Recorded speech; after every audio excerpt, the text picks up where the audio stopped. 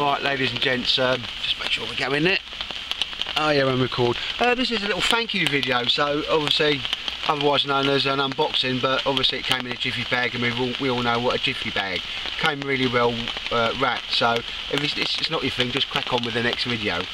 Obviously Shaun Hawkins did sort of a sub competition, and part of that was that he would give a strop, you know, for obviously stropping the knives. I'm very much getting into knife sharpening now, very envious. I looked at it and thought, mate, that's just what I want. Been looking around for one and couldn't find one, and here's obviously Shaun, he's a carpenter and he's making them, so give him a PM, mate, you know, I'll sort of do this, do that, and you know, make you a patch or other bits, and he went, mate, I'm a bit busy work now, but I'll get you one, no problem. Deal was struck with a little bit of barter between us and that, mate, and I'll show you how it is now. There's a sort of a metal mug, which we all know, that's the sort of scale size of it. Marine ply, beautiful bit of leather. I think just I don't know where to get the leather, and it's hard to actually get the leather. And Shaun has obviously done this and sent it to me. So Shaun, I'm sort of quite taken aback, mate. When you said there, you know, what did you want on it, and I kind of said, oh, Mac tightwad. I speak louder now because the rain's getting wet.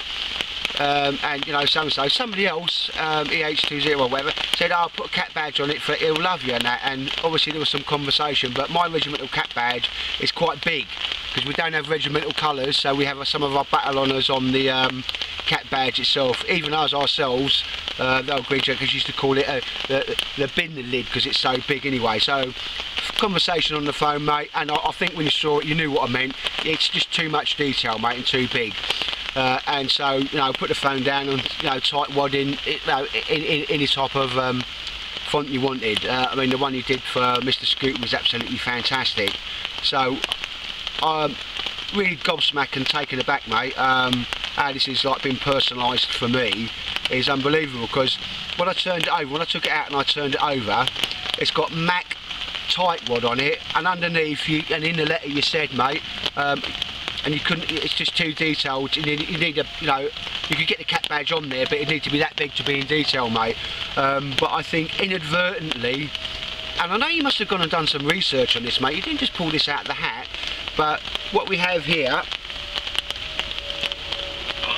pointy stick, is a powder horn. I know most people think it's a bugle horn, but this insignia I used to have on my shoulders, and it denoted me as a rifleman, which I'm obviously very, very proud of. Everybody's proud of their regiment, and we'll all big it up and have a fight and a nappy about who's best, us, the Paras or whoever. But for me, that insignia there means a huge, huge, great deal, mate. And there's been some option for change, they call it. Most other people call it redundancy, or slashing the British Army with a big meat cleaver and still expect it to fight battles all over the world. They reorganised some of the units, and sadly my regiment was, you know, renamed and brought together. I will say though, we've always been taught, even now, wind your neck in and get on with it, because that's who you are. We have fared a lot better than other regiments with some proud history that are no longer form part of the British Army, and I very much feel for them guys, and especially some of the older guys in the various wars that have fought there. I'm digressing here, mate. Shaun, this insignia, mate, is what I always used to carry on my shoulders, mate, to denote that I was a rifleman. And if anybody doesn't know what I'm on about, if anybody's seen the film Sharp with Sean Bean, and you know, some of them have got rifles and they're dressed in green, and all the rest are in like red coats, white trousers, and all the powdered sort of webbing with muskets, brown breast muskets. That is the regiment I belong to, and that was, you know, 2nd of April 1802. That's when, you know, the 95th Rifles were formed. During the reorganisation, mate, everybody had to win and lose stuff, and what we lost was our cat badge. We kept a lot of stuff that others lost, mate, so again comes back to winding that in. You asked me just to elaborate in the letter about it a little bit, mate, but the new cat badge of the rifle, so I have two cat badges. I have the Royal Green Jacket cat badge, which I'm immensely proud of, mate, and I respect that all other soldiers, whatever unit you're in, you have the same respect for your cat badge and that as well. But Shaun, what you couldn't have known, mate, because the two are completely different. This is what I carried on my shoulder, and it also denoted that I was a rifleman, just to make us stand out amongst others. It just comes down to regimental history, mate. But the new cat badge, I'm going to put it there. that is the new cap badge of the rifles. So we still always will have riflemen within the British Army. We've got a very proud and long history, mate. But I'm going to come back and just make sure that comes in inadvertently, mate, and it's absolutely fantastic for me. I'm going to zoom in a little bit on that. Right, there we go, Shaun. Obviously here is the cap badge of the rifles. Notice how similar they are there, mate. The only thing that's sort of different, and we're glad of it, because it's part of who we were, mate, is we have the naval crown, which we won at the Battle of Trafalgar. Riflemen were in Nelson's rigging and so forth. Always grips the Royal Marines when we tell them about that. And the bugle horn, mate, sorry, the powder horn. Even I call it a bugle horn at times. That was used to keep, in days of old when everybody was bold, used to keep powder dry for a Baker rifle, mate. And we were the first unit that was issued a Baker rifle that had rifling. We would hit at 150 yards, but everybody else would miss at 50 yards. And also, when we had black and green, we were given obviously camouflage and independent movement, where we weren't used in big blocks.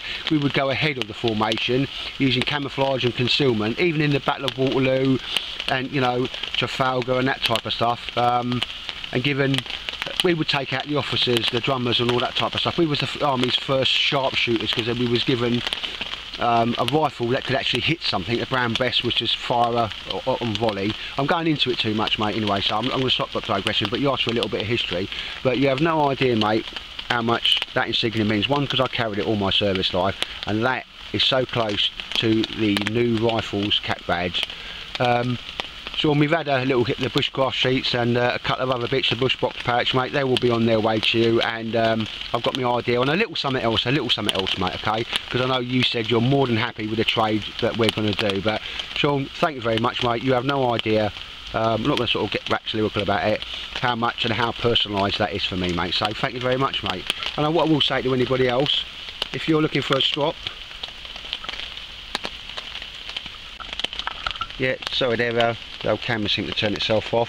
But anyway, Shaun, I mean, gobsmacked, mate, when I got it. As I said, really appreciate that. What you did there is very personal to me, mate, and means a whole lot. I sweat blood, pain, tears, and just a little bit more to earn the right to earn that insignia. When I was 17 and 18-year-olds, and it still means a lot to me, and it always will do, mate. So, Shaun, I'm so appreciative of that, mate, and as I said, like, we made a little agreement for a barter. To everybody else, you want one of these. I know Shaun's obviously doesn't when he's sort of got the time, but where are you going to get a strop like that anywhere else? Because I could have a go at making one, but I've never been able to find the leather and so forth. And I think if you know Shaun Hawkins, he said, like, as long as you give him a donation, or what he likes to do, that's what we're doing, a bit of barter or something, trade for trade. A man that can do an absolutely brilliant strop for you now, and I'm not saying you're going to get what I got on the back, because that was very special to me, so thanks again, mate. But yeah, if you need a shop for your sharpening, just waiting for me pasting out to come, and that will be used as a tool, mate, but a very special tool, because it's got good some deep meaning to me. So cheers, Shaun, and I really appreciate that, mate.